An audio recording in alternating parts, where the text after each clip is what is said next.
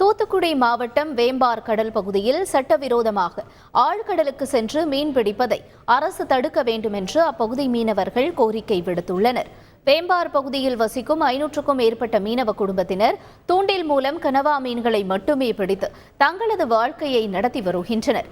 ஆனால் கடந்த சில தினங்களாக தூத்துக்குடி மற்றும் வேம்பாரைச் சேர்ந்த மீனவர்கள் சிலர் கேஸ் சிலிண்டர், ஏர் கம்ப்ரஸர் உதவியுடன் ஆழ்கடலுக்குள் சென்று சுவாசித்து ஆபத்தான முறையில் கடல்வாழ் உயிரினங்களை அதிகளவில் வேட்டையாடி வருவதாக கூறப்படுகிறது. இதனால் தங்கள் வாழ்வாதாரம் பாதிக்கப்படுவதாகவும் கனவா மீன்களின் இனப்பெருக்கமும் பாதிக்கப்படும் சூழ்நிலையில் உண்டாவதாகவும் வேம்பார் மீனவர்கள் குற்றம் சாட்டியுள்ளனர். எனவே ஆழ்கடலுக்கு சென்று மீன் பிடிப்பதை தடை செய்ய வேண்டும் என்றும் தடையை மீறுவோர் மீது தமிழக அரசு நடவடிக்கை எடுக்க வேண்டும் என்றும் வேம்பார் மீனவர்கள் கோரிக்கை விடுத்துள்ளனர். தாமதிக்கும் பட்சத்தில் பல கட்ட போராட்டங்களை மேற்கொள்ள இருப்பதாகவும் அவர்கள் அரசுக்கு எச்சரிக்கை விடுத்துள்ளனர். இங்கே நாங்கள் பாரம்பரியமாக கனவா தொழில் பார்த்துட்டு வரோம் 30 வருஷமாக.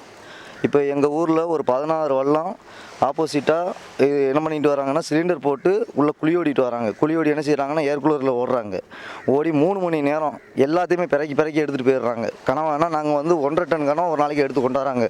நாங்கள் எங்கள் 500 குடும்பம் நாங்கள் இதை வச்சு ஒரு மாதமாவது இதை நாங்கள் அந்த ஒரு டன்னு ஒரு மாதமாக எங்களுக்கு 1000, 1500, 300, 400 இப்படிமா எல்லா குடும்பமுமே சாப்பிட்ற அளவுக்கும் கொஞ்சம் ஆடம்பர செலவுகளுக்கும் தேவைப்படுற மாதிரியே ஓடும் எங்கள் வாழ்க்கை. இப்போ எப்படி நடக்குதுன்னா, ஒரு நாளைக்கு செலவுக்கு 100 ரூபாய்க்கு கூட வரமாட்டுக்கு. செய்திகளை உடனுக்குடன் தெரிந்து கொள்ள உடனே சப்ஸ்கிரைப் பண்ணுங்க.